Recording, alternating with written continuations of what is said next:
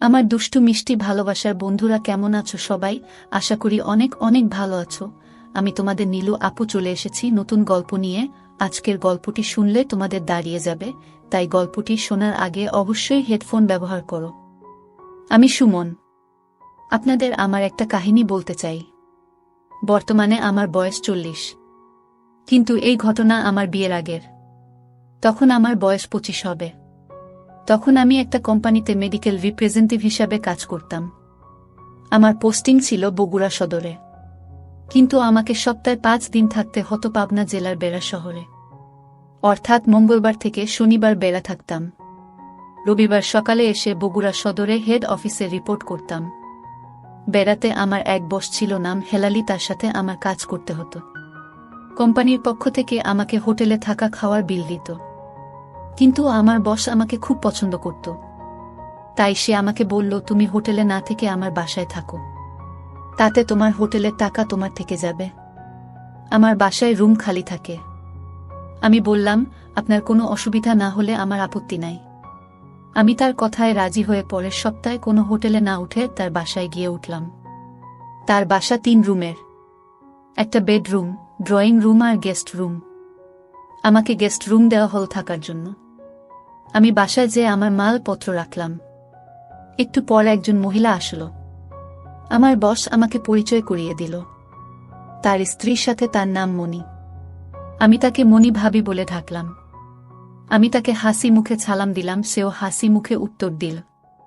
তার বয়স মনে হলো 30 হবে, আর 5 ফুট 5 ইঞ্চি লম্বা হবে। তার গায়ের রং সুন্দর, একদম ঝাক্কাস মহিলা।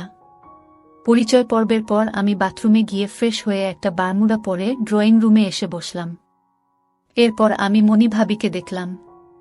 মণি ভাবিকে প্রথম দেখেই আমি ফিল করছিলাম। আমি ড্রয়িং রুমে বসে নর্মাল হবার চেষ্টা করলাম, যাতে আমার মনের কথা ভাবি বুঝতে না পারে। কিন্তু আমার মনে হচ্ছে ভাবি আমার চেহারা দেখে কিছু আন্দাজ করতে পারছে যে আমি তার দিকে কামনার দৃষ্টিতে দেখছি। যাই হোক, সবকিছু সুন্দরভাবে গেল এবং আমরা রাত 9:30টার দিকে রাতের খাবার খেলাম একসাথে। তারপর আমার বস আর তাদের 1 বছরের সন্তান অপুকে নিয়ে শুতে চলে গেল। আমি ড্রয়িং রুমে বসে টিভিতে একটা ক্রিকেট ম্যাচ দেখছিলাম আর মণি ভাবির কথা ভাবছিলাম। যখন আমি প্রথম মণি ভাবিকে দেখি, আমি তার খোলা হাত ছাড়া আর কিছু দেখতে পারি নাই, কেননা সে তার শাড়ি দিয়ে ভালোভাবে ঢেকে রেখেছিল। কিন্তু আমি তাকে দেখে বুঝেছি তার, আর ভাবতে লাগলাম কিভাবে মণি ভাবির দেখা যেতে পারে। রাত প্রায় 11:30টার দিকে মণি ভাবি রুম থেকে বের হয়ে এল। আমাকে তখনও টিভি দেখতে দেখে বলল, কি ব্যাপার, তুমি এখনো ঘুমাও নাই? আমি বললাম, ভাবি ম্যাচটা শেষ হলেই ঘুমিয়ে পড়ব। ভাবিও বসে ম্যাচ দেখতে লাগল। আমি এখন আর ম্যাচের দিকে মন দিতে পারছিলাম না। আমি ভাবির দিকে তাকাতেই তার বাঁ দিকের উপর দিয়ে আমার চোখে পড়ল। তার শাড়ির আঁচল একটু সরে যাওয়াতে আমি ভালোভাবে দেখতে পাচ্ছিলাম। আমার মনে হলো ভাবির গুলো অনেক বড় বড় আর গোল গোল। ভাবির দেখে আমার ভিতর আমার শক্ত হতে শুরু করল। আসলে যে শক্ত হয়েছে তা বুঝতে পারল না। এমনকি ভাবি যখন আমার দিকে তাকালো, আমি টিভি দেখতে লাগলাম। ভাবি এটাও বুঝতে পারে নাই যে আমি তার দেখছিলাম। ভাবি আমাকে বলল, অনেক রাত হয়ে গেছে, ঘুমাতে যাও। তারপর সেও চলে গেল ঘুমাতে। আমি সাথে সাথে টিভি বন্ধ করে বাথরুমে গিয়ে মণি ভাবিকে কল্পনা করে, কি যে মজা পেলাম মণি ভাবিকে কল্পনা করে, তারপর এসে শুয়ে পড়লাম। পরের দিন যখন আমার ঘুম ভাঙল, দেখি সকাল 9টা বাজে। মণি ভাবি বলল, তোমার বস একটা জরুরি কাজে চলে গেছে, দুপুরে এসে লাঞ্চ করবে। এরপর ভাবি আমাকে নাস্তা দিল। ভাবি আমাকে বলল, তোমার কি একা একা লাগছে তোমার বস না থাকায়? আমি হেসে বললাম, ভাবি তুমি থাকতে কেন একা একা লাগবে? ভাবি লজ্জায় লাল হয়ে হেসে উঠল। নাস্তা শেষ করে আমি আমার প্লেট ধুতে লাগলাম। ভাবি এসে পানির কল বন্ধ করে বলল, তুমি এখানের অতিথি, তুমি কেন এসব করছো? আমি বললাম, ভাবি এটা আমার কাজ, আমি সবসময় আমার থালা বাসন নিজে পরিষ্কার করি। ভাবি বলল, তোমার বাসায় তুমি যা কিছু কর তাতে আমার বলার কিছু নেই, কিন্তু আমার এখানে তুমি অতিথি, এখানে এসব করবে না। যাও বসে বসে টিভি দেখো।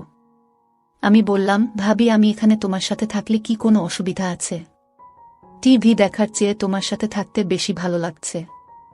ভাবি আমার দিকে কেমন করে যেন দেখল, তারপর বলল, তোমার বস এটা পছন্দ করে না যে যখন আমি কিচেনে থাকি আর অন্য কোনো পুরুষ আমার সামনে থাকুক।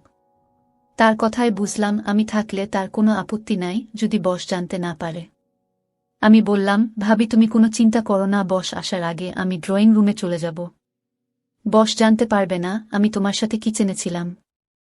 আমি আশা করব এতে তোমার কোনো আপত্তি নেই। ভাবি হাসতে লাগল আর তার কাজ করতে লাগল। এরপর ভাবি আমাকে কিছু সবজি দিল কাটার জন্য। আমি সবজি কাটতে কাটতে ভাবিকে অনেক যোগ বললাম। ভাবি শুনে হাসতে লাগল। আমি ভাবির দেখছিলাম আর চোখে, কেননা ভাবি বসে বসে কাজ করছিল, এতে তার আঁচল সরে গিয়েছিল আর নিচের থেকেও কিছুটা উপরে উঠানো ছিল। আমি ভাবির পায়ের অনেকটা অংশ দেখতে পাচ্ছিলাম। তার গায়ের রং যেমন সুন্দর তেমনি অনেক মসৃণ মনে হল। আমি তার দিকে দেখতে দেখতে আমার শক্ত হয়ে গেল, কিন্তু আমার পোশাকের কারণে ভাবির নজরে পড়ল না। আমার ইচ্ছা করছিল মনি ভাবিকে ধরে, তার ভাবি আমাকে বলল, এখন চলে যাও, তোমার বস আসার প্রায় সময় হয়ে গেছে, আর আমার সাথে সাহায্য করার জন্য ধন্যবাদ। আমি জানি না সময় কিভাবে কেটে গেল। আমি হেসে ভাবিকে বললাম, এটা আমার আনন্দময় সময় যে আমি আপনার সাথে সময় কাটালাম। মনে মনে বললাম, আমার ছোট কর্তার সাথে একবার সময় কাটালে সব সময় তার সাথে থাকতে চাইতে। আমি কিচেন থেকে উঠে বাথরুমে গিয়ে ঠান্ডা করে ড্রয়িং রুমে বসে টিভি দেখতে লাগলাম। দুপুর 1টার সময় বস চলে আসল। বস বলল, আসলে সকালে একটা জরুরি কল পেয়ে তোমাকে না বলেই চলে যেতে হয়েছিল। তোমার কোনো অসুবিধা হয় নাই তো? আমি বললাম, না বস, আমি বসে বসে টিভি দেখছিলাম। এরপর সে বলল, আমাকে বস বা স্যার বলতে হবে না, আমাকে হেলালি ভাই বলে ডাকবে। এরপর লাঞ্চ করে ঘুমিয়ে পড়লাম। সন্ধ্যার সময় আমি ও হেলালি ভাই একসাথে কাজে গেলাম। আমি যেহেতু নতুন বেড়া শহরে, তাই হেলাল ভাই আস্তে আস্তে আমাকে সবার সাথে পরিচয় করিয়ে দিল। আমরা রাত 9টার দিকে বাসায় ফিরে এলাম। আমরা ফ্রেশ হয়ে বসলাম। একটু পর মনি ভাবি আমাদের রাতের খাবার দিল। সবাই একসাথে বসে খেলাম। তারপর কিছু সময় টিভি দেখে আমার রুমে গিয়ে শুয়ে পড়লাম। সাধারণভাবে আমি সকালে উঠে কখনো একা কখনো হেলালি ভাইয়ের সাথে কাজে বের হই। মাঝে মাঝে দূরে চলে গেলে দুপুরে খেতে আসতাম না। যাই হোক, এভাবে দিন চলছিল। একটা ব্যাপার লক্ষ্য করেছিলাম যে মনি ভাবি যখন হেলালি ভাই সামনে থাকে তখন আমার সাথে দরকার ছাড়া কোনো কথা বলে না, আর শাড়ি এরকমভাবে পরে যাতে পুরা ঢাকা থাকে। কিন্তু হেলালি ভাইয়ের অবর্তমানে আমার সাথে হাসি তামাশা করে, তখন শাড়িও পরে ঢিলেঢালাভাবে। আসল কাহিনী শুরু হলো 1 মাস পরে। আমি মঙ্গলবার সকালে এসে বেড়া পৌঁছলে হেলালি ভাই বলল, সুমন, আজকে রাতে আমাকে ঢাকা হেড অফিসে যেতে হবে, 2-3 দিন সেখানে থাকতে হবে, তাই তুমি এদের খেয়াল রেখো। এর আগে আমি কখনো হেড অফিস গেলে পাশের বাড়ির এক বুড়ি এসে রাতে তোমার ভাবির সাথে থাকত, কিন্তু এবার তুমি থাকায় তোমার ভাবি বুড়িকে বলতে নিষেধ করল। আমি মনে মনে খুশি হলাম, অন্তত 2-3 দিন তো ভাবির সাথে একা সময় কাটাতে পারব। এরপর আমি আর হেলালি ভাই বাইরে গিয়ে কিছু কাজ করলাম। দুপুরে খাওয়া দাওয়া করে হেলালি ভাই একটু বিশ্রাম নিল। এরপর বিকাল 5টার দিকে হেলালি ভাইকে বিদায় জানাতে ভাবি আমি আর তাদের ছেলে অপুকে নিয়ে আমরা বেড়া থেকে কাশীনাথপুর গেলাম বাসে চড়ে।